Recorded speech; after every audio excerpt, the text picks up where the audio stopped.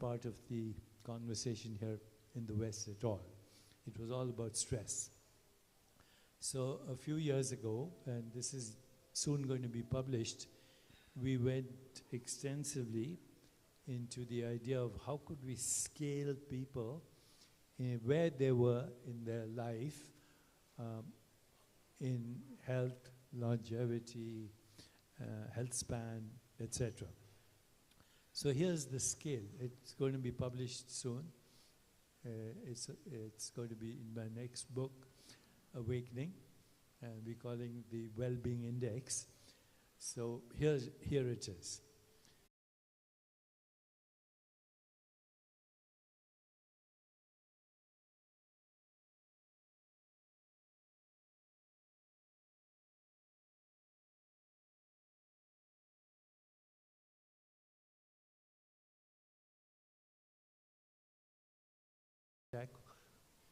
What? You run out of time. So you need to know how to metabolize time and slow it down and even transcend time. Nobody in the biological so-called hacking world is speaking about the metabolism of time. But yoga can help you do that. Yoga can help you change your experience of time. Not just yoga, but pranayama and pratyahara, and yamas and niyamas and dharana and dhyan and samadhi. Time doesn't affect you anymore. Okay, you're always in what they call timeless now, which is the only time we have, is timeless now. Okay, and now is a moment that never ends. So why not use this idea of timeless now to change our experience of time? And there are techniques for that. And number 3 is you change your interpretation, that Poonacha said. How can you achieve the wisdom of experience and the vitality of youth? The great teachers that I've known from the East, they voluntarily choose death, usually after they've achieved 100. And they call it Mahasamadhi. Mahasamadhi means the final meditation. So they have a party, they say, thank you, had a good life, been there, done that, celebrate, they go into meditation, and that's an exit. Now, everybody knows these days what an exit is. I had this exit, that exit, they never think about their last exit, which is death. So in Mahasamadhi, your last exit is very elegant. It's a celebration. Okay, so that's the most important thing. Number 1, shifting your awareness and making enlightenment the goal. Beyond thriving and flow and all of that. After that, it's very easy. Okay, so that's number 1. Number 2 is deep rest, which includes good sleep. Now everybody knows sleep is a really good way to extend longevity. And if you complement that with meditation, you amplify that. Okay, so deep rest. Number 3, okay, is nutrition, and you'll hear a lot about that. So I'm not going to say much, but we know any good nutritional plan should include how do you regulate your microbiome, okay, which is you have only 25,000 genes, but you have 2 million bacterial genes. So technically speaking, you are a bacterial colony with a few human genes hanging on. Humans are the awakening of bacterial consciousness. And we now need to have another awakening, which is the next awakening. But take care of your bacterial genes through nutrition, and that's where nutritional supplements and nutritional in my early days, I was not so convinced about nutritional supplements, etc. But then I realized that, as you grow old, the lining of your stomach gets a little not so supple, and you need to absorb micronutrients that you would not normally absorb. And there are many micronutrients.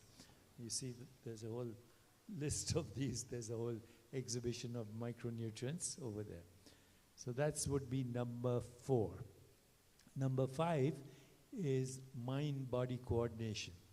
Okay, so mind-body coordination and all the things like Tai Chi and Qigong, martial arts,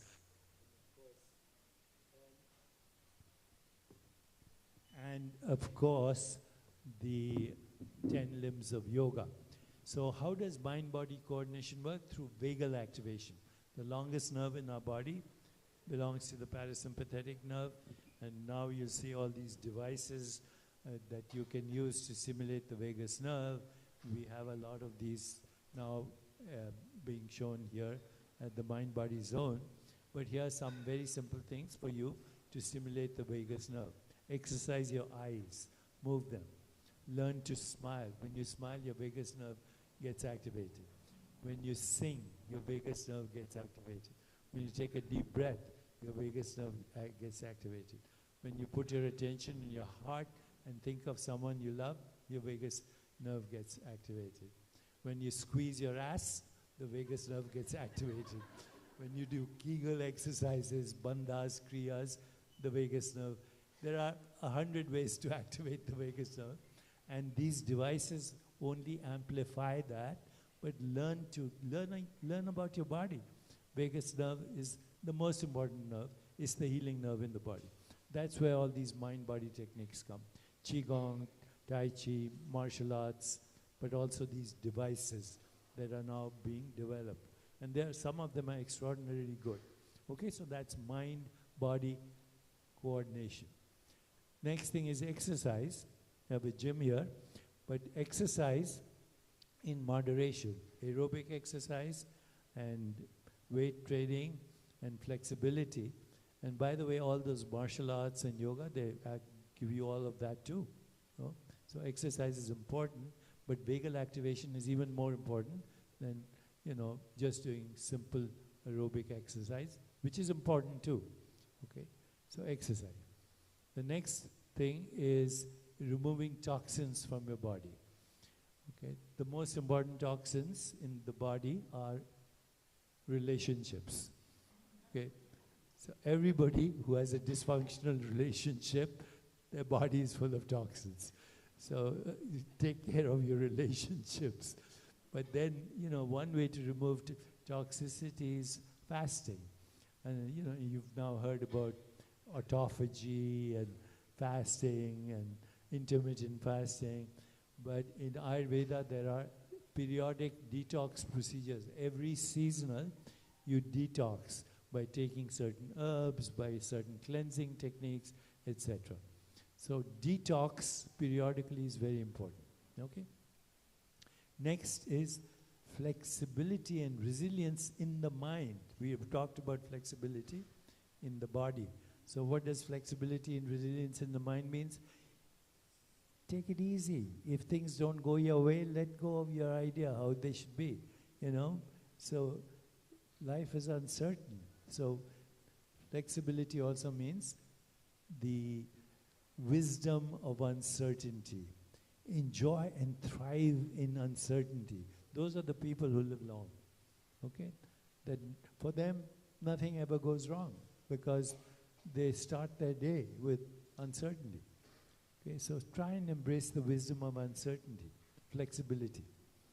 Next thing, and I want to finish in time because everybody else should be here, is love. The experience of love actually heals. Now we know how it heals, through neuropeptides being released, oxytocin, dopamine, opiates, but now we also know that your emotional brain, we have three brains, cortical brain, which is called the intellectual brain, the emotional brain, and then the reptilian brain. The emotional brain is the most important. We are creatures of emotion. And when you have authentic love in your life, then there's a phenomenon that occurs. It's called limbic resonance. Your emotional brain starts to resonate with the person or even the idea of love, or what we call, if you think of divine love, there's resonance in your limbic brain, and there's something called limbic resonance, which turns into limbic regulation, and ultimately limbic revision, which means neural networks rewire for self-regulation, homeostasis, inflammation goes down. So being in love, not falling in love, being in love at all times, which means just do everything with love and see how your brain changes. Don't worry about whether it's reciprocated or not. Just be like, you like light coming out. Love is denied to none, and it doesn't even have to be focused on anyone. It just has to be love all the time, whatever you do. That's the healthiest way to expand your lifespan. Okay. Then finally, 2 or 3 things, because people want to look good. So people want to take care of their skin. So I believe in youthful aesthetics. Take care of your skin. Your skin reflects what's happening in your brain and what's happening in your gut, because it comes from the same germ layer. We call it the neuroectoderm. Take care of your skin, your brain will respond. Take care of your gut, your skin will respond. Take care of your brain, your skin and gut will respond. So this I call youthful aesthetics. Okay, because love, beauty, at least in the Indian tradition, is called Satyam, Shivam, Sundaram. Satyam means truth, Shivam means consciousness, Sundaram means beauty. Beauty, love, and truth go together. And the last thing is biological rhythms. So, you're all, circadian rhythms are disrupted because of our lifestyle. We stay up too late. We don't, wake up on time. We have jet lag. So when you walk in nature with your barefoot, or you go in the forest along the trees, forest bathing, this regulates your circadian rhythms, which are linked to cosmic rhythms. So we have circadian rhythms, which is the earth spinning on its axis. We have seasonal rhythms, and then you have lunar rhythms, and then you have tidal rhythms. So all these are synchronized. And when you, in fact, I would say next to love, taking care of your rhythms. Because, the universe is a symphony. We call it universe, which means one song. And you and I are part of the symphony, and our body, our biology, is dancing to that symphony, even though you can't hear the tune. But your body knows the tune of the symphony. So be in alignment with the universe and its glorious rhythms, seasons, and, tides, and the oceans, and the earth, and the sky, and the trees, and nature. So I've given you 12 things right now to think about. And now you listen to the experts, the biohackers, as they're called. They'll all be here to amplify what I've just told you. Thank you so much. Thank you, Deepak. No, you're not going. You're sitting here. You're here too. You're part of the conversation. Yeah, you are. No. You're still there. So I think let's get Dr. Vonda Wright, Dr. Stan Mostar, Dr. Greg Kelly. Please join us.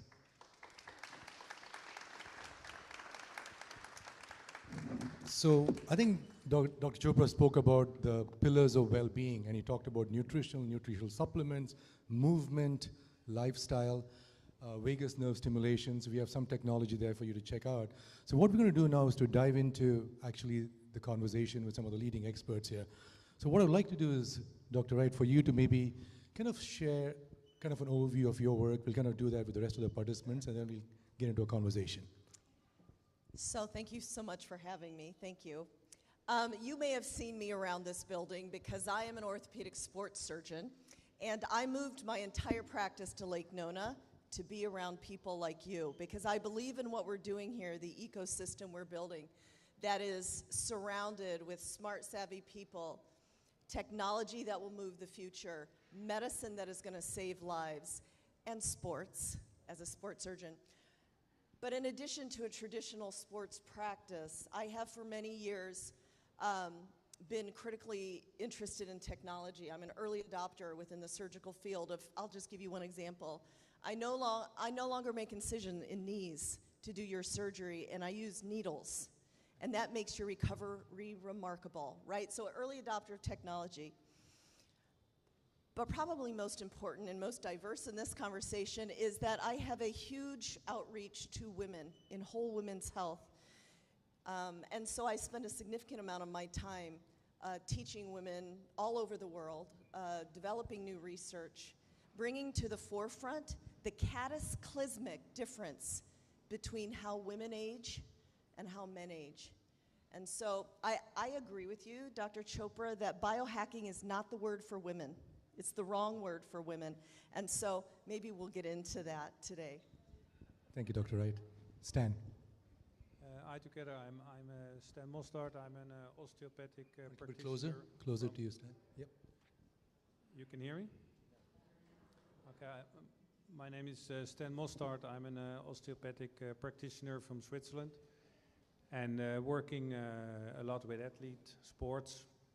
So if we talk about alignment, you can put this on all systems, but we put it more like mechanical. So first to get energy to the body. If the body is not aligned, he loses performance, which the athlete is suffering if he doesn't have that.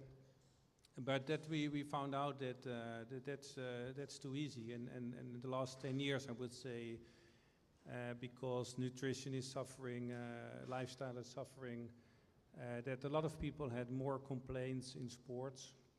And then we invented, or with the team of Epicure, we developed this nutritional supplement for microbiome health. And we saw there really great changes in recovery of athletes, besides of alignment. And I'm still aware this is still a mini topic of the body. But the microbiome is a kind of a magic, doing a lot for you, taking care of it. But we know all there's a lot you can do.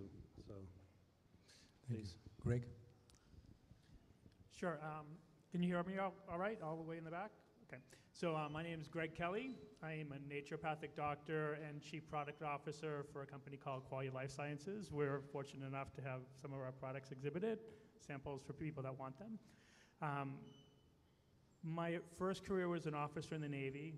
That was through most of my 20s. I got out in 1989 and had become a Buddhist, which didn't really fit in the Navy. Actually stumbled on Dr. Chopra's, two of his early books, read them, and eventually went to naturopathic school. And many of my classmates went there because they'd been sick and hadn't been able to get better in the traditional medical system. My path was different. I went there because I wanted to understand what health looked like and help people achieve that. So what we're talking about here, peak performance, longevity. And so my career has been largely focused on that. And I'm super fortunate at Qualia because that's what we're about. And the word Qualia, I know Deepak mentioned it in the past when I've been on a stage with him, but Qualia is about the raw parts of experience, the redness of red, or what makes Poonacha's blue so vivid, which could be different for me and everyone else in this room. And so what Qualia is about is helping people experience the best of life, and whatever that means for them. And our focus has been on brain health and longevity, and super happy if anyone wants to talk about those later. I'm here to talk about it. Thank you. Thank you, Greg. So I think we have a couple of products over there. We have Qualia, we have some samples, we have Epicure, which will be coming soon for the first time in the US, hopefully by next month, and then we have IM8. So if you go to peakliving.life, you'll have more information on it. And also this event is being live streamed. So if you'll want to follow it, just go onto our website, you can follow it again. So let's dive in. So Dr. Wright. What's the website? Peakliving.life. Peakliving.life. So the first question, I think, Dr. Wright, you've written for I guess the first book by a leading physician, by a woman, for women. And I think that, first of all, a big hand to Dr. Wright, you know. As physicians, and they were speaking in the back room, there was such a subtle difference talking about why it is so important to talk about longevity, health span, and actually see patients and be able to really kind of look them in the eyes. So I want to kind of open it up for you. Why now, and why this book? So it's the first book focusing on longevity for women from my perspective as a woman, having lived it having been born with XX and ovaries. It is a different experience in life. And most of the longevity conversation that's going on has been extended by male science. When you look at the science of medicine, less than 1%, you may not know this, but if you know this, I'm sure you feel about it the way I do. Less than 1% of all research, medical research, is done in women over 40, and yet we are 51% of the population, and the fact of the matter is, we are not little men. We are biologically, socially, psychologically, spiritually, our own entities.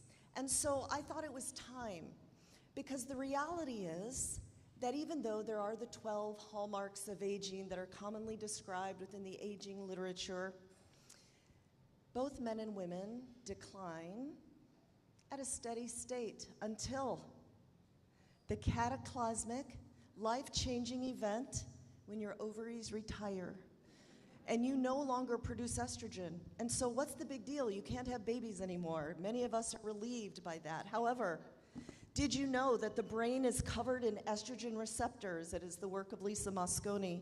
And without estrogen in your body, your brain starves. That is the work of Robbie Brinton. So no wonder we're anxious. No wonder we need to clear the toxins from our relationships. No wonder we think about ourselves like, who am I? And where's that person I was? Because we are physiologically different, number one. Number two, did you know that there are estrogen receptors on your heart? And that without estrogen sitting in those receptors, you have an increased heart disease of 40%, and women die of heart disease. And I'll stop because I could go on for 500 pages. Which we'll get into towards the end. Did you know that you will lose 20% of your bone density in the 7 years around perimenopause? And as an orthopedic surgeon who is the one meeting you in the emergency room, I am tired of putting metal in your bones and making your family make the decision who's going to take care of you because of your frailty. And I don't say that because I'm really tired of it. I love that. I'm tired of women suffering. We are understudied. We are underrepresented. And so that's why I wrote this book. And I get so passionate because whether you're a man or a woman, all people are from women. Men and women are from women, right? And so we deserve the attention. We're the 51%. Thank you. I think listening to Dr. Wright, and my mom lives in India, she's 82 years old, and once again has not taken care of herself, right? Because the diet and the culture, they're always second, right? Not thinking about themselves. So it's really amazing work. So Dr. Chopra, what's a quick reflection from you? Well, I know that actually most of the research, and if Dr. Dix Hadley is here, I don't know if he's here, he's based here, most of the research is on men, but not only on men, it's only on white men. So the Scandinavian white male. Yeah, there's the whole thing called conscious bias. Yeah. So there's already a bias in the research. We need to have research on men from other cultures. And we have no research on women at all on all this, the thing. So it's something that we have to address now. So Stan, you've dedicated yourself as an osteopath to look at the gut brain. I think Deepak talks about the vagus nerve, and we have technology to activate the vagus nerve. Can you share very quickly the mechanism of action? What are some of the things you are looking at in your practice? Like I think you mentioned that most athletes are fit, but they're severely inflamed because of overtraining. Because people think athletes are fit, yeah, they're fit, but inflamed. What is your perspective on inflammation, microbiome, and people listening over here, what can they do? This is very interesting. A lot of research is going on the microbiome topic. We were early, I think 5 years ago, where we were confronted with so many athletes in overtraining. I work with a lot of athletes, with a lot of clubs, and I keep telling them, do less, because they're going to perform less. And they say, no, we're going to train harder, and then I worked harder on them, and then they got out and injured, and probably you got more work. And we had these fights with the medical team and the fitness teams about keep them balanced. And then when in some clubs, of course, your voice is better. In other clubs, your voice is less. So I use my voice in the clubs where I had more voice. And there we could see when we dropped their training and we increased their microbiome health by nutrition only, we could make improvements. But we saw that we were supplementing with a lot of diversity in bacteria, fibers, gluconutrients, vitamins, minerals, and oil, polyphenols for protection. We saw definitely a big change. And then we worked for another year probably about this, and then we make it happen to make it to a product.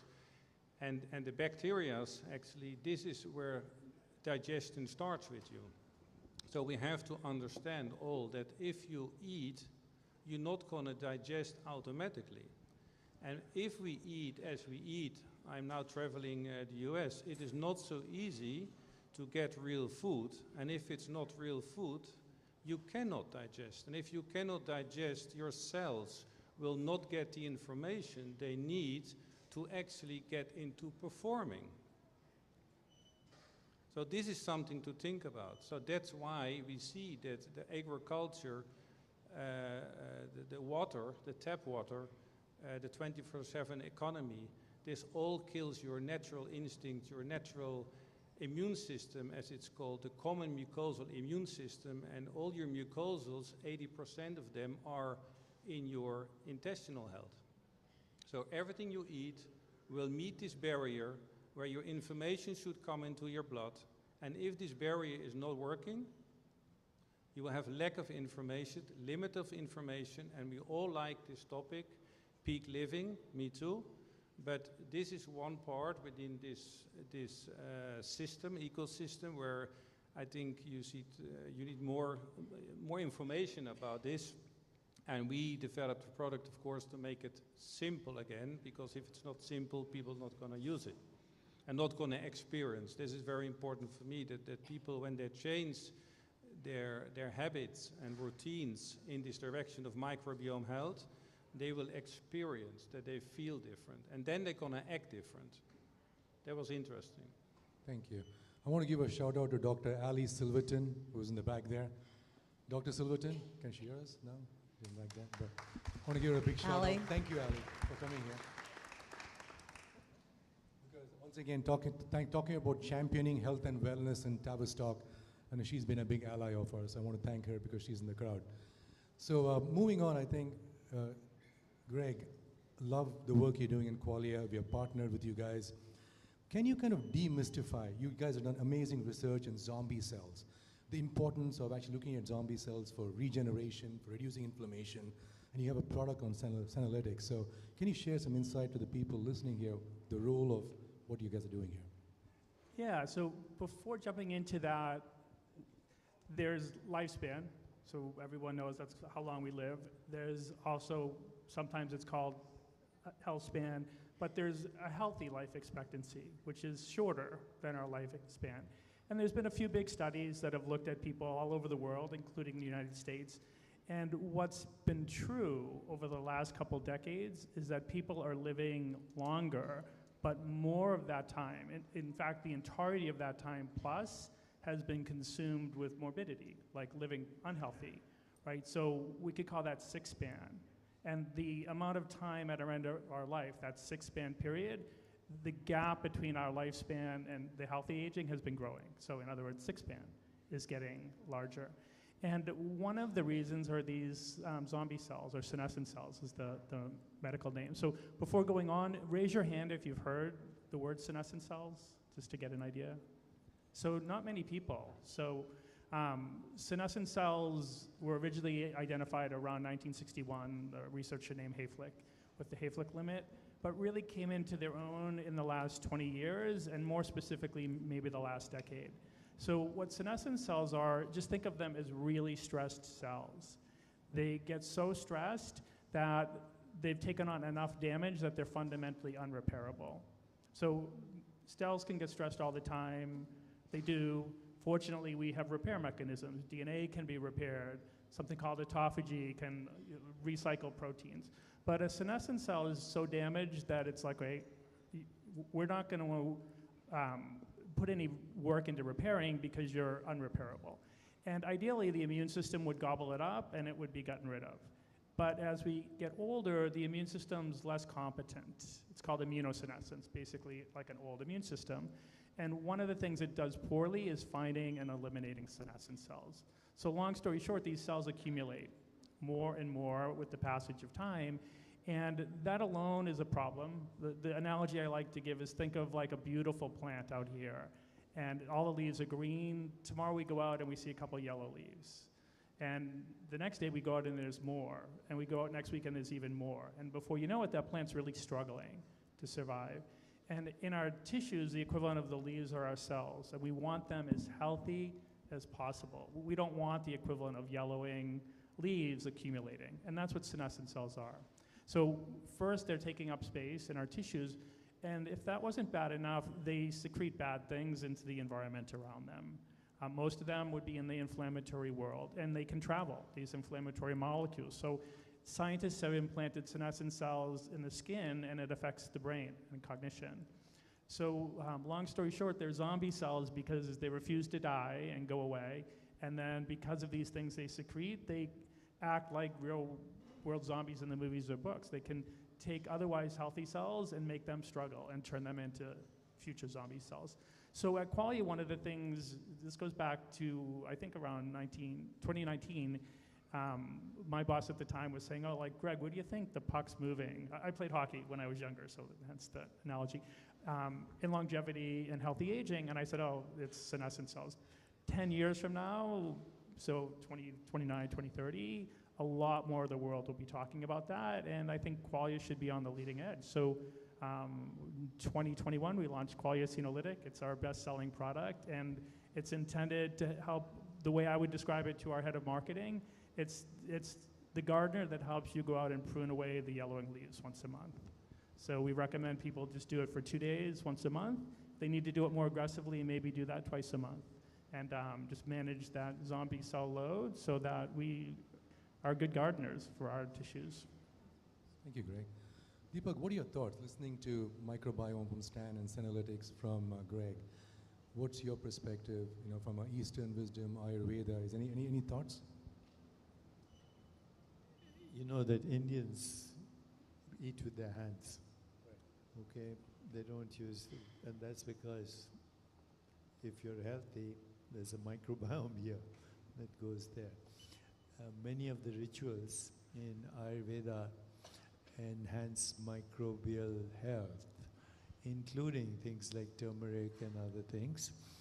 And microbial health is very important. But I also wanted to say something in response to what was said. Sure. Over-conditioning is not good, okay? Because we have such a culture that I have to be in great condition.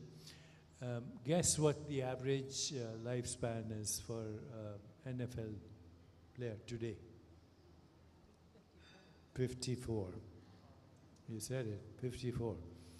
Okay, and these are supposed to be great athletes in their peak, but they don't even make it to 60. Guess what the average lifespan was in the Roman Empire? 28. Guess what the average lifespan was 100 years ago in the United States of America? It was in the 50s. Guess what's the average lifespan today? Or I shouldn't say average. The fastest growing demographic in the US and in the world right now, which means the rate of growth of people growing old is over the age of 100. So we are looking at a complete shift in longevity. More people are achieving centenarian status than ever before, but 95% have Alzheimer's. So it doesn't help to live up to an age of 100 if you have Alzheimer's. So these are very important issues, And I love the word qualia, because qualia means quality. Okay, that's the unit of experience is qualia. So the world is obsessed right now with what is called quantum mechanics. But the next thing we're going to see, the revolution, is qualia mechanics. What is the best way to enhance the experience of qualia, which means sensory experience, perceptual experience, sensations, images, feelings, and thoughts. That is what qualia medicine will be, and that's what qualia mechanics will be. And so first of all, you've got a great name, qualia, but this is the next revolution. You know, it's not just, qualia mechanics is as mathematically computable as quantum mechanics. So this is going to be a huge revolution. I'm glad you're leading it right now. And I'm very glad you mentioned, you know, this over-conditioning business, because it's killing people. You know, over-conditioning leads to something called cardiomyopathy. For those of you who don't know, cardiomyopathy is a heart disease. Usually cardiomyopathy is due to a genetic mutation, okay? But acquired cardiomyopathy is now being seen in athletes. So, you know, athletes have to be aware of this. Thank you, Deepak. So Dr. Wright, I think I'm going to kind of double up with two questions right now. As a, I would say, cancer nurse, as a leading orthopedic surgeon, you have seen more than 100,000 people eye to eye. What are some of the learnings? And the second part of the question, you've written a recent book, just coming out. Everybody should pre-order that, Unbreakable, which I really want to, can you give us a sneak preview? So first about your seeing patient eye, and then Unbreakable. 100,000 people is a lot of people, and I started as a cancer nurse with both men and women in the throes of their lives, right? And so I did that when I was 23, and you can't walk away from treating people on the verge of living or dying at 23 without being impacted your whole life. And what I learned is that so much of what we worry about on a day-to-day basis is irrelevant at the end of our lives. And what the people that I took care of at those times, such that, okay, don't judge me, when I bought this beautiful house in Lake Nona, I left the other lady's curtains up because I didn't care, right, because of this 23-year-old experience. But what I learned was that at what matters to us most is who we love. It's who's beside us, and I learned that at 23, and so I try to remember those lessons as I'm so worried about things, you know, in job and career, and it's really who you love that matters. So to the question of Unbreakable, you know, this book, the first book for longevity for women, you would think it was just an exercise program, which it has. It does. I've done the obligatory thing. I write exercise programs. I have for 20 years. By the way, have you guys watched Dr. Wright do a one-leg squat on Instagram? On Instagram. Very impressive. Go do it. But what it is, it's an attitude change, because growing old is not for sissies. And so there's a myth in this country that aging is an inevitable decline from the vitality of youth down a slippery slope of inevitability that we can do nothing about, and that is not the truth. But to understand that and to do the things we need to do, or be curious enough to make it through the 12 levels, we have to pivot our mindset and identify what we value in life. So Unbreakable starts out with, what do you value? What do you value now and in the future? I value getting to do what I want, when I want it, having the choices, and that takes work, right? And so we have to pivot our mindset of what we want our life to look like. Otherwise, physics and time takes over. You know, it goes downhill until we pivot. And then I address it again in the back of the book when we look at peak performance. And I ask you, because growing old is not for sissies, to examine how you feel about change. Do we feel like change is a welcome opportunity, or is it a barrier? How do we feel about challenge? Do we just give up? And these are all hardiness principles that we learn from athletes or people going through hard things. But mainly I want, as we age, for us to remember and grow confident from our successes. Growing old is not for sissies. It's hard, but you can look back at the things you have accomplished maybe you got out of school, maybe you raised a family, maybe you were successful in a job. Those are all the memories that make us confident in the future. So living unbreakably is about physical resilience, but mainly it's about mental resilience and pivoting our mindset to look to the future with hope and not with dread. Thank you. Big hand. So I think, once again, Unbreakable. So next time we have this conversation, so one of the things we are planning once a month to do this series called Peak Living, where it's just about sharing knowledge so we can all learn and lift each other up, right? That's really the reason for doing these conversations, just bring this community together. Deepak, any thoughts? Nothing? Okay, I'll come back to you later then. So Stan, I want to, I've been kind of obviously working with you for a while, love what you're doing with Epicure, but you actually educated me that just taking prebiotics, probiotics in a capsule is just a waste of money. You're flushing it down the toilet. You basically said the most important thing is having organic, has to be diversity, and it has to be coming together synergistically. Can you kind of break down the essence of what makes what you're doing and why it's important for people listening, how to take the proper technique for actually feeding your microbiome? And Deepak knows that, like in the Indian food system, we call it thali. The food has to be as colorful as a rainbow, right? You kind of all 7 colors of the rainbow. If you have 7 colors of the rainbow in your food, you have all the phytochemicals directly from the sun, which is the basis of life on this planet. Can you share your thoughts on that? Yeah, thanks. I'm inspired by this, of course, Dr. Chopra and the group, that we see all together that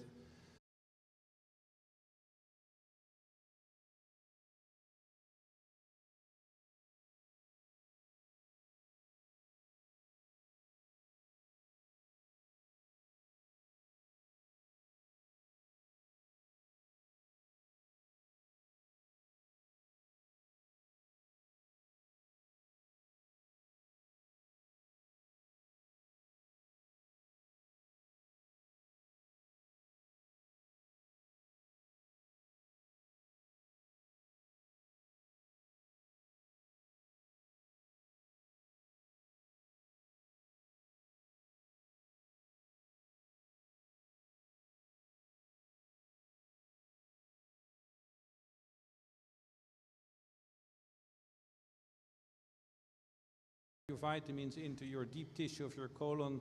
You need polyphenols to stop inflammation. We call it actually aging. And then you have all 3 parts together to close this down. It's aging, and aging is the result of inflammation, and it will say your degeneration. In vitro, if we do research on cells, a cell can get 150 years old now. But he has no inflammation, then he has no degeneration, and he's not getting old. So what Dr. Chopra says, time is also, it's something not existing. But you have to be aware that if you want to stop your aging, your degeneration, you have to stop inflammation. And inflammation is within your blood.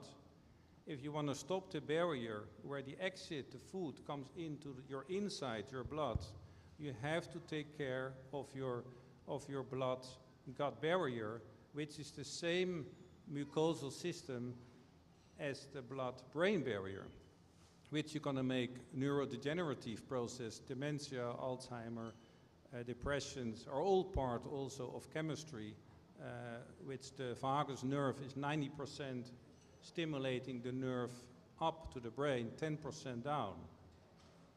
So just losing your microbiome topping, it isn't there, but it's the same like you. 10 years ago, nobody knew about microbiome health, and now it's all over.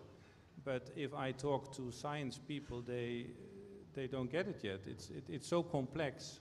But we said this rules organic food, biodiversity, protective living cells, eating dead bioles, and then a synergetic input, like because it's a living force, then you do a big step forward.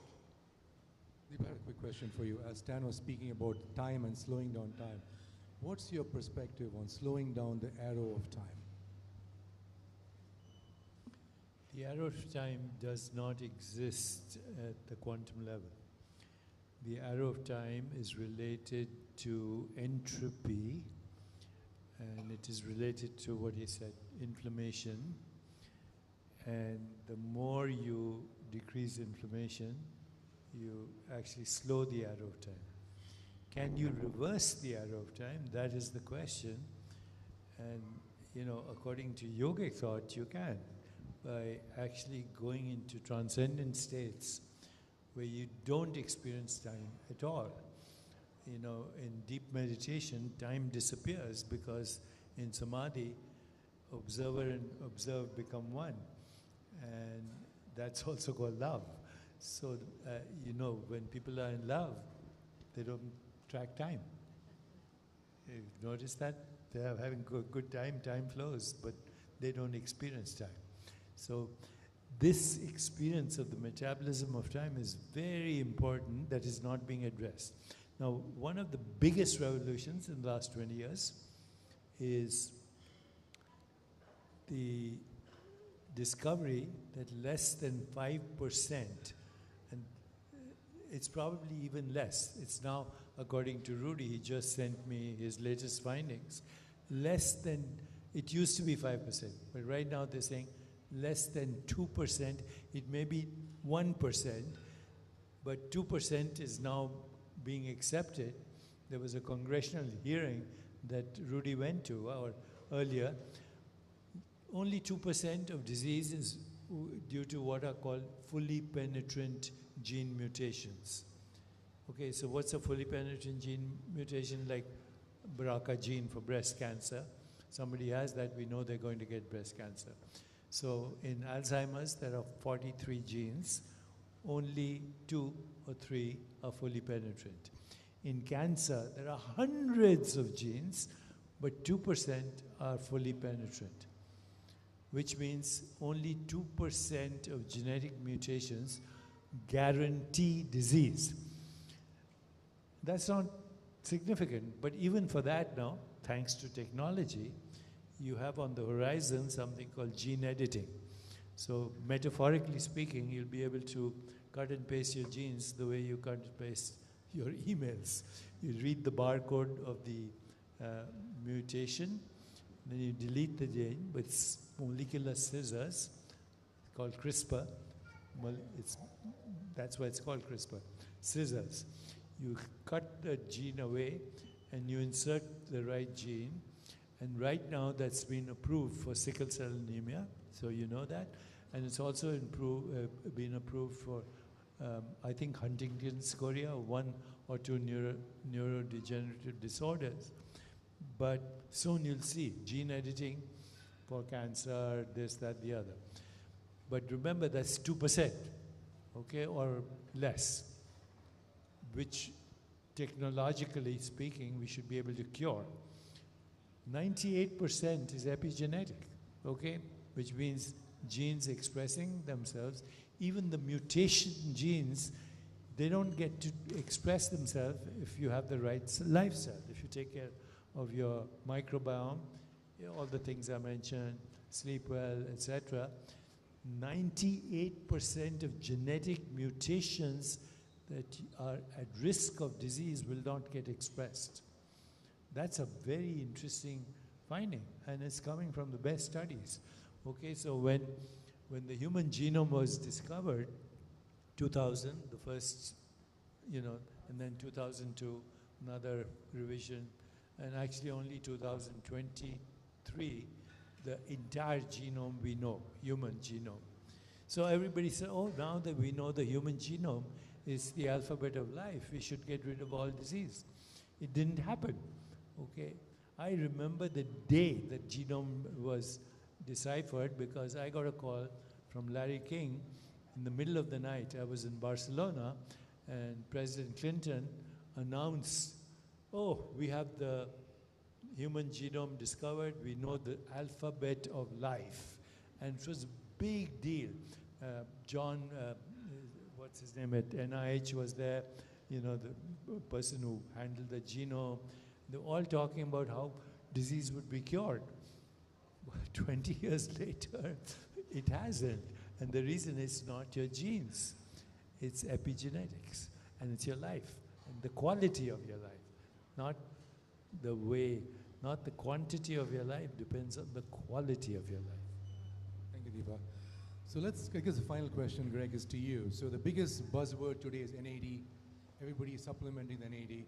I know Qualia has just finished a placebo-controlled study with NAD+, and amazing findings, right? 67% boosted in emotional well-being, vitality. Can you kind of maybe share your insight on NAD? And for people listening over here, what's your take on it from a longevity perspective? Sure. So, yeah, NAD has been super trending over the last, I would say, 8 years or more now. So I mentioned six-span, and would be, I think, most people's experience that have worked with patients that are suffering from something is it can be challenging. So it's much better to arrive towards that tail end of our life healthy than get there and consume a lot of that time in a six-span. And that becomes important because I think the only way that I can wrap my head around having more people crunch that time down is that we start to do more and we start to do it at a younger age. So the things that Deepak led off tonight, those types of things. And when I think of NAD, I think of it also in that category, an investment in, like what I would say, an investment for myself and Greg's future self. So NAD does a lot of things in cells that are super important, but one of the things it does is it helps cells to be resilient to stress. And cells, just like us, they get stressed all the time by many of the same things. Social stress affects our cells, EMF, toxins, you name it. And one thing just to keep in mind, if cells have enough NAD in their fuel tank, so to speak, they're gonna just be able to adapt and be resilient to that stress. If they don't, that's when damage can occur. It's when cells can then become senescent. So when I think most fundamentally why I personally would take Qualia NAD, it's because my cells are gonna be stressed. I'm probably not gonna see the biggest ones coming, and I want them to be like, I got this. I had plenty of resources to deal with it. So that's why we created the Qualia NAD Plus product. And like Poonacha has mentioned, we've done 2 placebo-controlled studies. The first one, average increase was 72%, second one, 67%. So that's the ballpark. So we know our product works, it does that. And I tend to think that's a feature, right? It's not, you're not gonna necessarily feel what it feels like to have more NAD. So we also, because of the idea of Qualia, like to figure out how people are experiencing a product. And Poonacha alluded to it. What we consistently have seen is a big increase in people's experience of being more vital and more energetic. And the other area is in having a much better sense of emotional balance and well-being. So I think boosting NAD is super important, but I think those benefits that, at least in our studies, people have got are maybe more important, because when we feel our best, we can show up and touch other people's lives. And to me, that's the biggest game. But it's NAD precursor that you're using, right? Yeah, Deepak mentioned it's NAD precursors. So NAD is a big molecule, and if you take it orally, it just gets broken down into smaller ones. So the most evidence-based way of building it is nicotinamide riboside, and then second to that, NMN would be the other way. Right. Thank you, Greg. So I think what we're going to do is that as a follow-up, obviously each one of them can speak for hours, and we want that to happen, but we will kind of start doing things online. So all the people in the Lake Nona community can actually get tapped into knowledge. So thank you, Greg. Thank you, Stan. Thank you, Dr. Wright. Deepak, thank you again. But you want to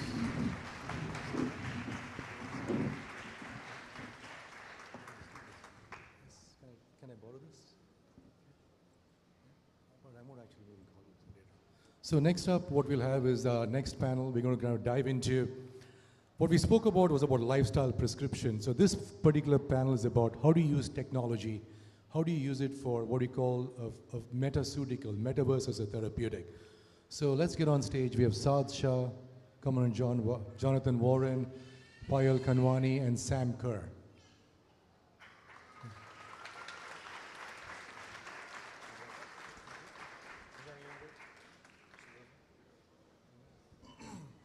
Where's Sam? Oh, there you go.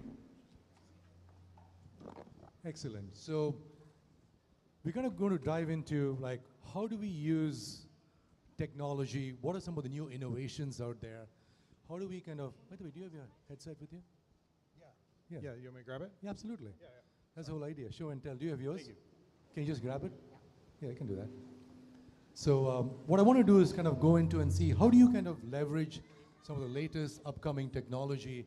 And my goal is right now to bring these technologies to Lake Nona.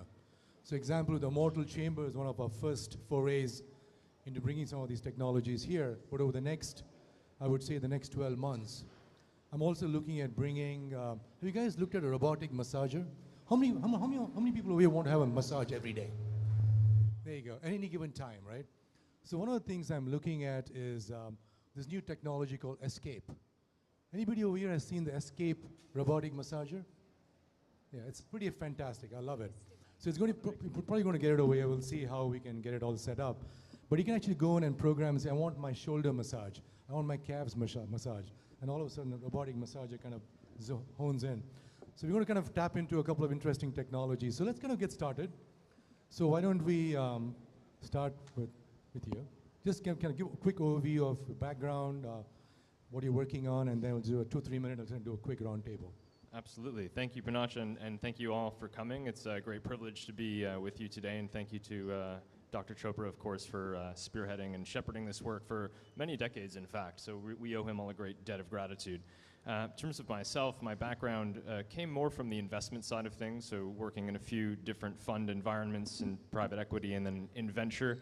I had the good fortune of working in a healthcare venture fund for several years where we looked at a variety of different innovative modalities really broadly across the healthcare arena, everything from medical devices to health IT to next generation biologics and small molecules.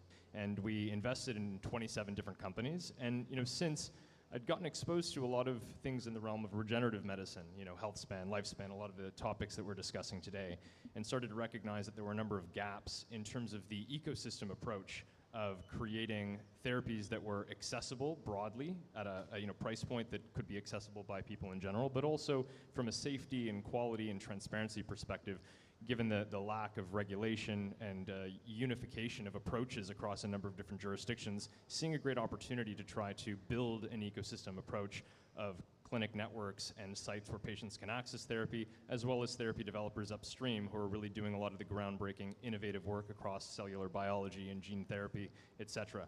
And so we've put together an investment vehicle and have been working on that for some time. We're very excited that we're slowly rolling out. In fact, this is one of our first events where we're speaking about it, and excited to be here today. Yeah, I think the reason for this is because it's great to have technology, but you know what? How many people can pay for it, right?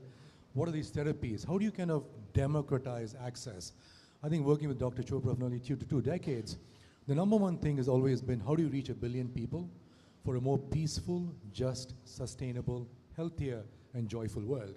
Another mantra which is kind of drilled into me is like joyful, energetic body, loving, compassionate heart, reflective and alert mind, and lightness of being.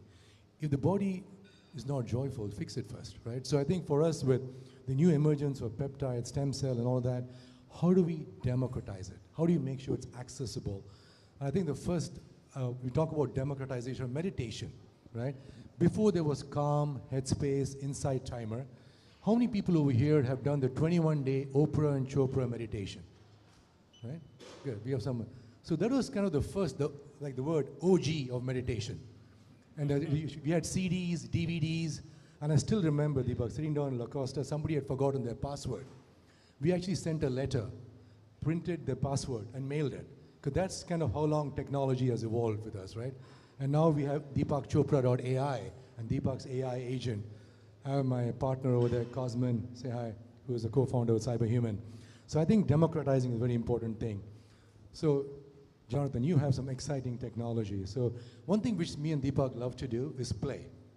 And so we're always looking at technology which is 10 years ahead, because that's what it's headed. The puck is headed there, right? So you're working on some amazing stuff. So can you share your background, and then we'll kind of dive into it after that. Yeah, thank you, and likewise, thank you all for having me and being here today. Yeah, my background has been primarily as a technologist, I guess you would refer to.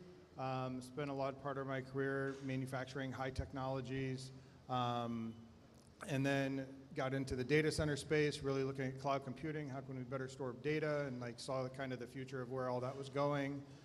And then it kind of led me to my last position before I started this company, Evolve. Really got deep into the AR and VR space, and like really trying to understand like what is the next leading edge capability that can really help kind of transform humanity and like really help try to get humanity to evolve to the next stage that we need to evolve to. And I built that company up and sold it to one of the largest AR VR companies out there in the world. And during that time, I also kind of had this just general question that I kept asking myself. I'm like, gosh, I've been, so fortunate to be on the front end of so many kind of new cutting edge technologies, but what are these technologies really doing for us, right? Like, how are they helping to support humanity? And, and that kind of made me question, okay, well, how can I leverage all the skills and everything that I built with relationships and all of that, like to really kind of hone in on how can we kind of create more what I call human-centered technology in order to really try to transform humanity into the next generation that we need to. Awesome. Thank you. So Payal, you want to share some amazing work your company is doing and in the technology too? Yeah. So my background, I started as a biomedical engineer, worked in health tech, but soon realized that healthcare was not designed to keep us healthy. So took a few years off and kind of went deep into integrative health, yoga, meditation, Ayurveda, TCM. Really spent a few years out of tech, and then just a couple of years back came back into technology intentionally at the intersection where we're not in sick care, but more into well-being and healthspan. And currently with We Light, we have near-infrared light for the brain. So we've heard of red light devices for the body. This is photobiomodulation for the brain. And also we have like a vagus nerve stimulator was set up there, which is the first vagus device based on red light. So yeah, it's a very exciting space to be in. It has several applications, and we can get into that a bit later. Everything from preventative to performance to recovery, and yeah. Thank you, Payal. Saad, background and just quick intro of yourself. Yeah, no, absolutely. My name is Saad Shah. It's a pleasure to be here, and Dr. Chopra. I haven't told you this personally, but I was closer. Yeah. Sorry. Yeah, I was 17 when quantum healing came out, and it was at a point in time where it had such a profound impact on my education, my understanding of life, and it answered a lot of questions for me at that point in time, which led me down a path of being a seeker, trying to find answers, reading Krishnamurti, Blavatsky, Gurdjieff, Osho, and David Bohm, who, as you know, Krishnamurti and Bohm were very close friends. And so I've been a seeker, and I've been, unfortunately, in the finance world for most of my sort of career, and that was a lot of pain, because in the finance world, concept of consciousness is not a subject that you discuss very often. And I decided to leave that and go into some esoteric schools of thought on the finance side, mind you, but looking at areas that nobody else was looking at. And when I ultimately had the opportunity, along with my business partner, Vonda Wright, to launch a fund 6 years ago that was going to focus on the central nervous system, which is mental health and pain management, we went in with our own capital, that belonging to our family and friends, and we're taking a massive risk in an area that we felt really required a lot more capital injection. So we were one of the first investors in psychedelic drug development. We were one of the first investors in cutting-edge modalities that others were not able to understand, but we knew there was a pathway. And the reason we knew there was a pathway is because when we studied ancient cultures, when we studied the Rig Vedas, when we studied the Lakota Indian tradition, when we studied the Yanomami tribe, when we studied the Shipibo tribe, there were distinct teachings that were completely lost. And there was no reason for those teachings to be lost. And so reviving that, bringing that back, that understanding of cosmology, our place in it, and our purpose was something that we wanted to start to focus on through science. But at the time when we started, it was a lot more art than it was science. But I'm sure as hell glad that we stuck to our knitting, because right now what I'm most excited about is that the solutions that are underway are absolutely groundbreaking and profound, especially for major depressive disorder, addiction, pain management, which is the opioid crisis, which this country is facing in a profound way. I live in Canada, and so now we're starting to see, distinct light at the end of the tunnel that we can really get excited about. And these ailments that I just mentioned, mark my words, this is being recorded, will be eradicated for the most part. Will be eradicated for the most part. So once again, I think when we're done with this panel, do connect with all the speakers one-on-one. Saad is amazing, obviously amazing finance, but a philosopher. I think when I first met him and we started talking, we spoke about everything except what we actually came to meet for. We talked about life and the pursuit of happiness. So I'm going to ask you this question, Saad. Maybe we'll start this way. You are always invested in cutting, bleeding edge from psychedelics to all kinds of, we talk about ibogaine and psilocybin. Do you invest for monetary, or what actually motivates you? Because you kind of go against the grain. Like, why would anybody want to put money into some of the things you look at? Yet you've delivered, what is it? You have to be very careful in answering that question, because although a lot of it is capital that we brought to the table, but I have friends and family that trusted us with it. And so as a fiduciary, of course, the monetary return is important. And in this cycle and this structure, the more you make money for investors, the more they invest. And ultimately, you move up the ranks to get institutional investors to come in. And that's the ultimate goal. Let the institutional come in with bigger money and for that. But the reason to do this was not monetary. Nobody in their right mind would decide to go into psychedelic drug development in 2019 because they said, this is a good place to put money, we'll make money. No. And but again, going back to ancient wisdom, understanding how distinct tribes, in particular the Shipibo and the Yanomami tribe, I spent 3 weeks with each of those tribes, right? Okay, so when you sit down with them and you get to understand from this group of folks that are, for the large part, they're not educated in the Western sense, but their understanding of their role in this universe, the fact that they were so grounded was overwhelming, because you're like, we have such incredibly educated people here that are no way half of grounded as you are about the place in the universe. So that anecdotal evidence and learning how many of these plant medicines that we call, or entheogens is a beautiful word. I like it better than psychedelics because it suggests that these are plants that have been touched by God. Entheogen. So these entheogens played like a huge role in their understanding of everything. And then we started to look at the mechanism of action. Well, what are the molecules involved? Which receptors are they going after? What are they triggering? And we found out that the research in the West had begun in the late 1800s, about 1896, 97 with Hefter, and how that progressed over time, but it was stalled in the 60s, and then it came back in the 90s at the Esalen Institute. There was a big gathering in 95, and that science came back. So we took a bet, and we went down this path because we thought that, okay, there's something to look into here. We didn't know how long it would take. It's taken about 6-7 years, but we're there now. Thank you. Okay, Payal, so I think we're looking at the technology you're working on with photobiomodulation and everything. We're looking at transcranial, intranasal. Can you give people over here in the audience, what are you most excited about the technology you're working on? And what do you think is the biggest hope for the technology you're working on? So just to sort of give an idea of what the technology is, it's near-infrared light, specific wavelength between 810 to 1100 nanometers.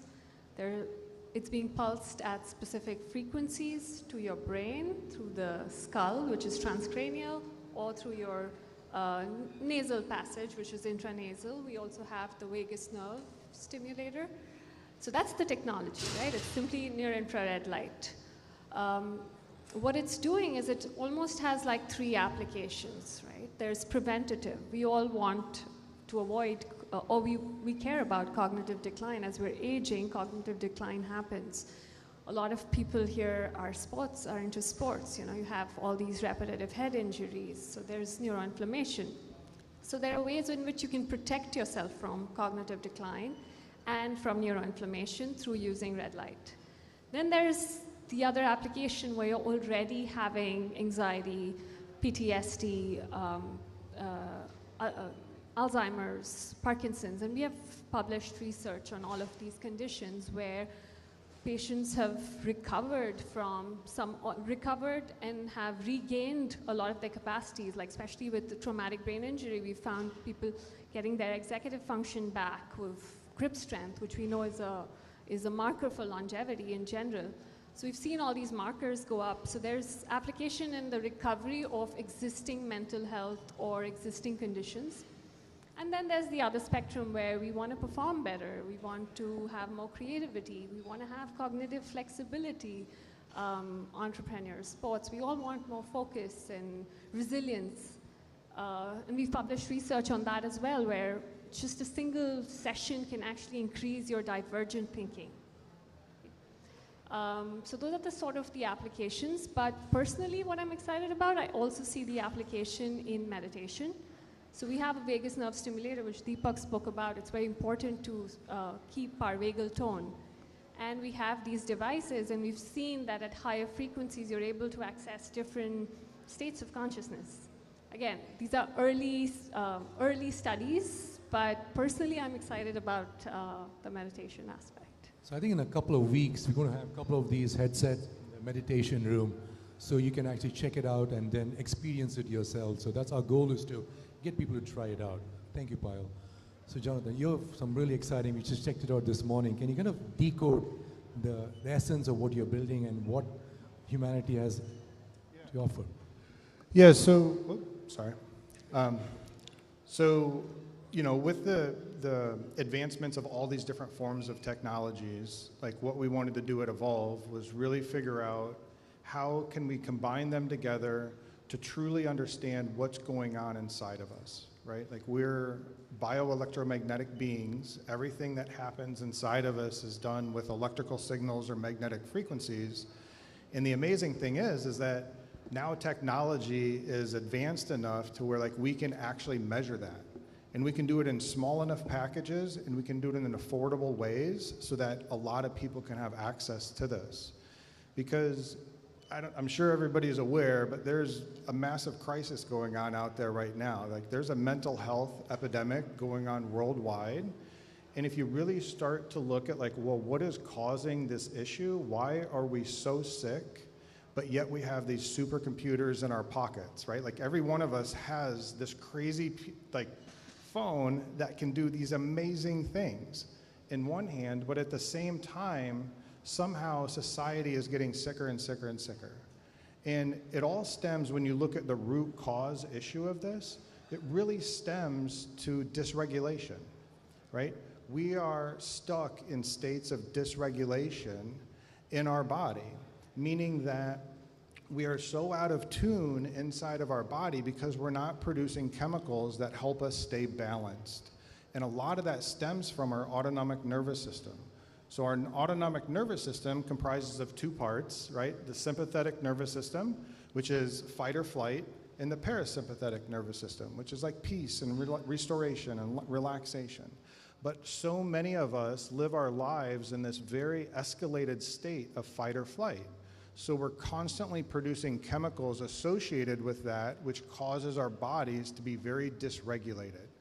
And so if we look at root cause issues, and I can now understand how we measure what's going on in the brain, what's going on in your heart, how your nervous system is functioning.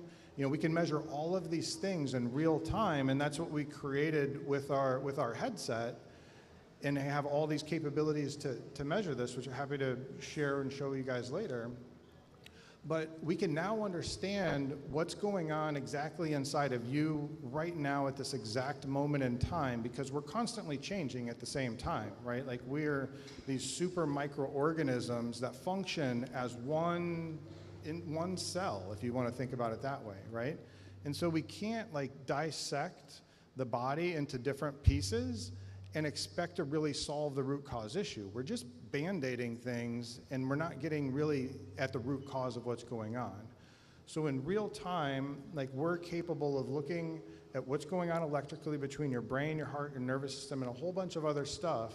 And then we provide a feedback mechanism with auditory and visual frequencies through virtual reality to help you ground back into your body. That's step number one. And then step number two, which is the demo that we did today, is to really help you balance your nervous system again, right? Get your nervous system out of that fight or flight state and get it back down into a restorative state of balance and harmony. And then once we do that, then we can actually work on helping you reprogram the body, right? We can help reprogram for any types of ailments that you have, whether or not, you know, it's mental health issues or what's going on. We can reprogram for peak performance, right? So if you think about like athletes and like getting into what we call like the zone, right? Like where you're just in the flow state, everything else is moving slow around you, but somehow you're just flying through there and doing all these amazing things. And like a lot of these elite athletes just have naturally trained to get there. Well, now we have technology to where we can help guide you into that state. And so really at the end of the day, like what we've created is we've created a personal trainer that meets you exactly where you are at any moment in time that you put this on, that can help you master your mind-body connection. I think Deepak has been talking about this for a long time, and we said before the physician used to give you a pharmaceutical prescription, right? I think with what Payal is doing, that's a digiceutical, and this is the metaceutical, the metaverse as a therapeutic. So in the future, somebody has a depression, anxiety, I see a future, the doctor says, you know what, go home, go to this particular session, go to this metaverse, do this for 20 minutes, and instead of taking any kind of pharmaceutical, you have a metaceutical. So I think that's kind of the real future as we evolve, right? Oh, yeah. And I'm back. And, you know, and just to build on that, it's not just like how a pharmaceutical is made like today. Like they make a pharmaceutical, but, you know, really for a small select group of people, but then they distribute it to the mass. And we're all different. And so like in the metaceutical, like it will be a perfectly optimized protocol that is exactly for you, and then in real time, we'll be able to make sure that it's always staying optimized to help you maximize your time, right? Because we talked about time earlier, and the fact that like, you know, time's finite, right? And so it's just like, well, how do we get the best value of our time for when we're doing a meditation, or how we're doing cognitive training, or whatever element it is, but like, how do we really value that time and justify us spending, you know, 5 minutes or 20 minutes doing something like that? Cool. So I want to ask Deepak actually a question. Deepak, can you share insights on SIFT and why you are excited about the metaverse as a therapeutic? You know, right now there's a conversation on the internet, but in science in general, there are 125 open questions in science. Open means we don't know the answer. And the first open question in science is, what's the universe made of? And you'd say obviously, force fields, gravity, atoms, molecules, that's actually 4% of the universe. The rest we don't know. And even the 4% that's atomic, particles also have waves. And so short answer is universe is made of nothing. Then the second question is, what's the biological basis of consciousness? Because without consciousness you have no experience. And nobody knows how the brain produces consciousness. All they know is the neural correlates of consciousness. So my view is both these questions are wrong. The universe is actually made of pure consciousness, and there's no biological basis of consciousness. Biology is an experience in consciousness. So what you're doing right now is the virtual reality experience you're creating is actually reinforcing a very ancient idea that this world, it looks very convincing, but it's a VR. It's a magic show, and it's a virtual reality. And when you start bringing virtual reality as immersive experiences, will change the way we experience, ultimately, the universe. Will also change our neural networks and also change our gene activity, because gene activity and neural networks respond to experience. And experience is not in the brain, only the neural correlates are in the brain. So this is a great revolution, but there's a deeper thing. We are actually evolving into a new species. I happen to call it metahuman, but we are virtual beings in a virtual VR set.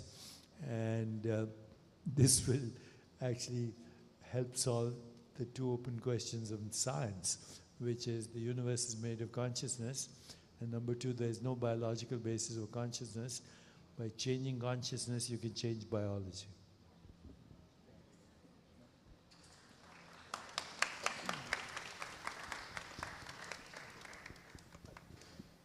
No worries. Check. Okay.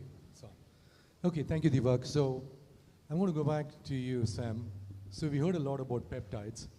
There's also some challenges with how regulations look at it. On the one hand, you have healthcare systems. You have advances of peptide exosomes kind of pushing the limits, and then the traditional healthcare system kind of holding things back. Share two questions. That's one question. How do you see the healthcare system evolving with all these rapid changes with peptides and exosomes and things like that? Second thing, talk about a little bit about the behavior with GLP-1s coming out, and nowadays injectables kind of becoming pretty common. Do you see peptides going mainstream? What do you see over the next 5 years?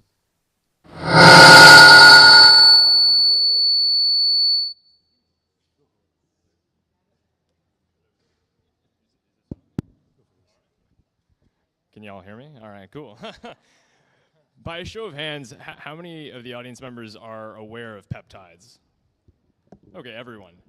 Did everyone know that insulin is a peptide hormone?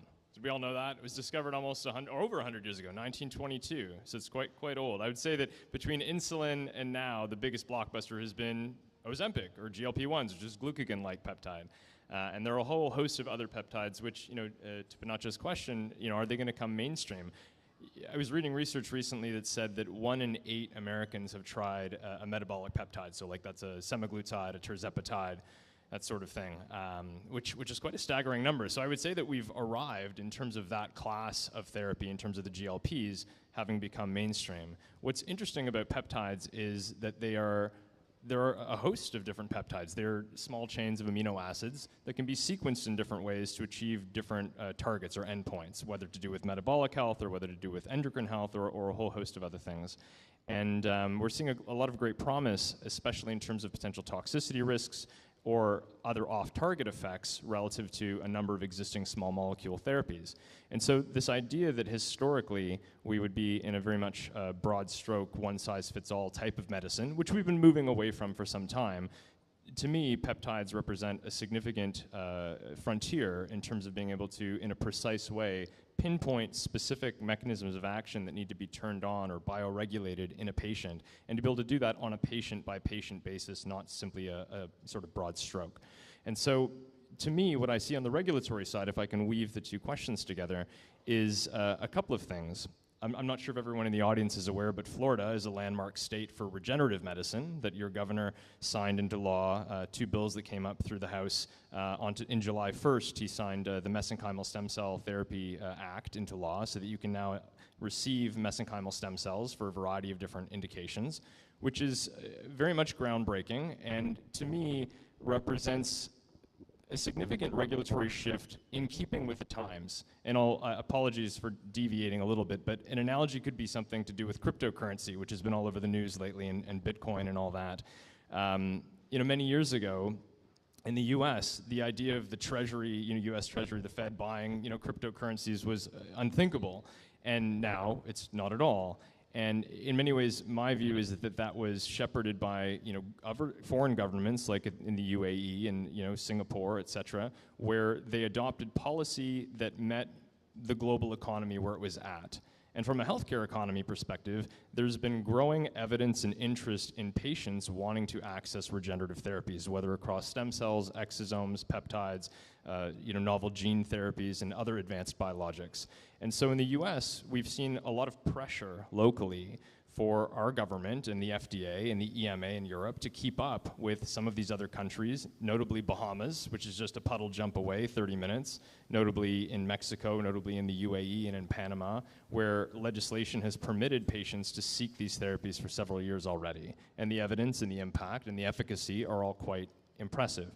And so I do believe that in many ways the success of Ozempic as the tip of the spear has really shepherded in this era now where there's also been a consumerization of healthcare, which more broadly, and I don't want to go off track, but is part of the changing of the old guard, whereas 30 years ago, everything was very, you know, reactive sick care rather than preventative health care. It was very much, you know, guarded in a paternalistic medical system, white coat system, whereas now, especially with AI tools and the access to information, patients are able to educate themselves, become aware of what's possible, advocate for themselves, and seek to pursue where they can access therapy. And as a result of that, we're seeing a lot of regulatory shifts come down the pipe. So as I reflect on what you were saying, I think one of the challenges I see, I think Saad knows quite well too, this with the entheogen psychedelic revolution, right? Set and setting, very important. So it doesn't, microdosing doesn't become macrodosing. So one of the things we see today with the peptide world, a little bit of wild, wild west, right? Somebody goes on Instagram, you know, BPC 157, very popular, TB 500, tesamorelin, ipamorelin, and people are just kind of ordering online, mixing, and administering. So I think one of the things probably very required is kind of a standard body, or I think an association or some kind of congress, right? Kind of managing the early adoption of some of these very powerful peptides which could help humanity, right? We are seeing, that's kind of, are you concerned about that?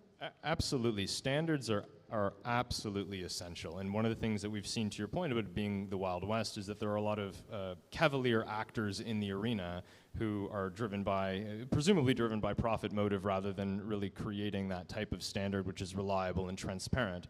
And one of the aspects of our initiative that we're working toward is really creating that ecosystem and that network to ensure quality, transparency, and protocols that people can rely on and trust. Because to your point, it is important to say, you know, there are a lot of people out there disseminating information that may not be appropriate for all patients. And so having a reliable source of information is necessary. So I think in closing, I'm going to start from you, Sam. Can you kind of paint a picture for the audience here? Look at this for 5 years from now. Let's say we're coming back to Lake Nona and we have the same panel. What do you see the future with what you're working with Infinia Health, with peptides, exosomes, stem cell? What do you see the future? Can you paint a picture? I'm very excited about the future, to be candid. You know, and I think we're at a moment of convergence with technology, with biotechnology, with social awareness and interest in health and wellness, and the ability to have precision data, precision analytics across people so that we really have an understanding of our own cellular biology, our own, you know, where we are at a given moment in time, combined with the opportunity to have targeted, precise therapies, to me, means that we can really start to be bespoke and meet people where they're at and provide a higher quality of care with fewer downsides. And that, as well, the goal is the costs are coming down and down over time, so these things will become accessible. And I believe health outcomes are going to shine as a result. Absolutely. I'm excited to work with Sam and team, because I think the whole thing for us was, how do you democratize? How do you put the credibility and the science and the research? And I guess the OG in endocrinology is Dr. Chopra, who's been there since doing for it.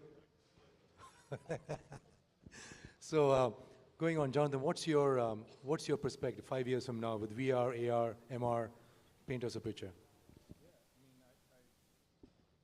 I think it takes a second to...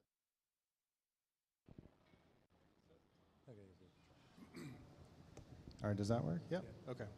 So I completely agree with Sam. I'm so excited right now with how technology is going, with the advancements of other medicines and stuff like that, and how we can eventually get things to be very bespoke, because like I was saying before, everybody is different in the cellular structure and like how everything is functioning in your body, and you're constantly changing.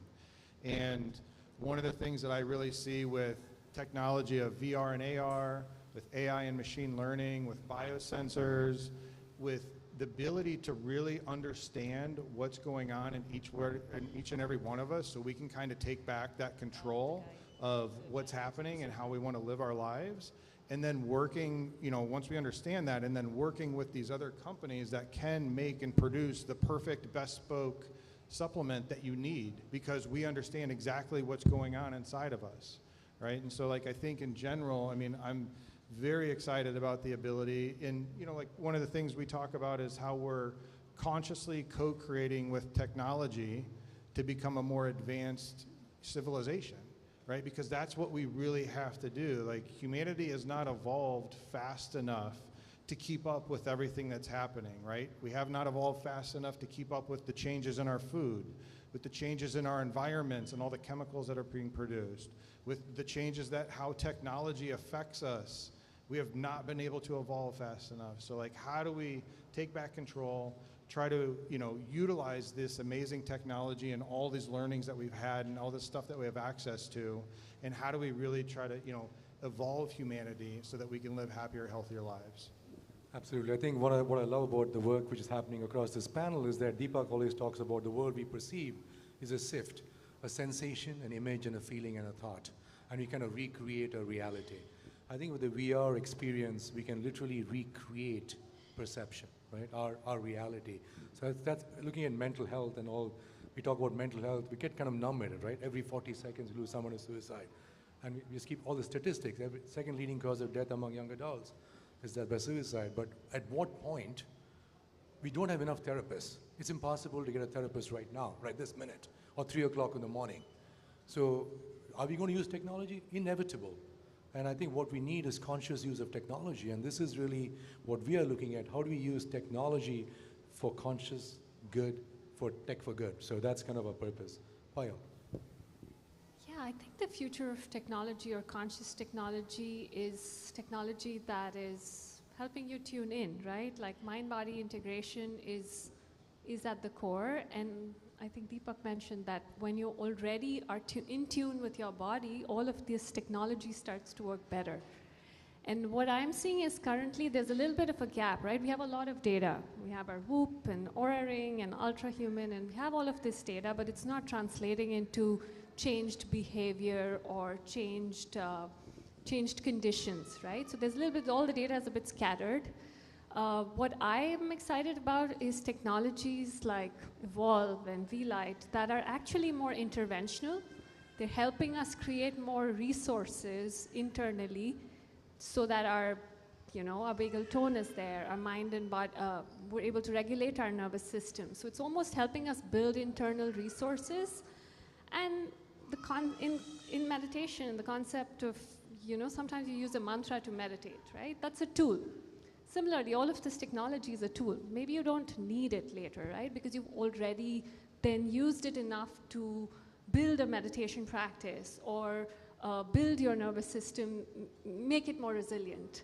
So I'm excited about using technology more as an intervention going forward, and then having that personalization element, because we all are unique.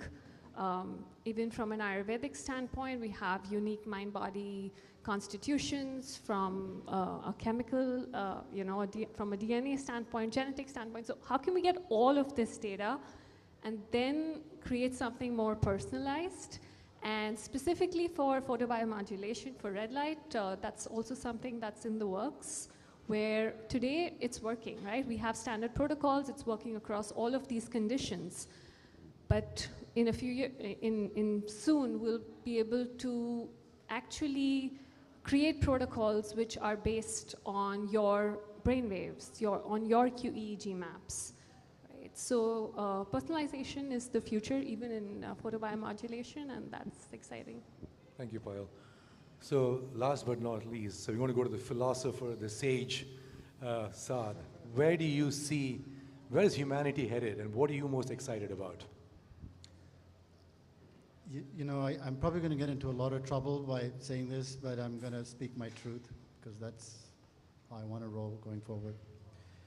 I got married when I was 22, and I know now that I had a sacred contract with my ex-wife because I have two incredible daughters that I'm so incredibly proud of. They're aged 25 and 20. And it was a lonely marriage for me, but 2 years ago that marriage came to an end, and I then decided to have a raging love affair with myself. Yeah, it's going on. It's going on. Yeah. Being in love, that's right. I love myself. And so I built myself back up, realized what I like, what I wanted to do, and just really kind of spend time with that. And then I was not expecting this in any way, but I met somebody.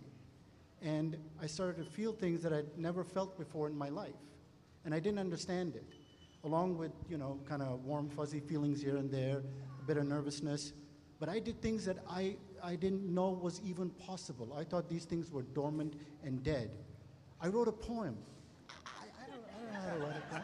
You know, I organized a picnic with like citronella candles and a little screen. I brought the I Ching to do I Ching readings. Who brings I Ching to the picnic? It was all this. But what it said about me was I felt so good about who I was, and I had so much to give that I felt incredible, and I do.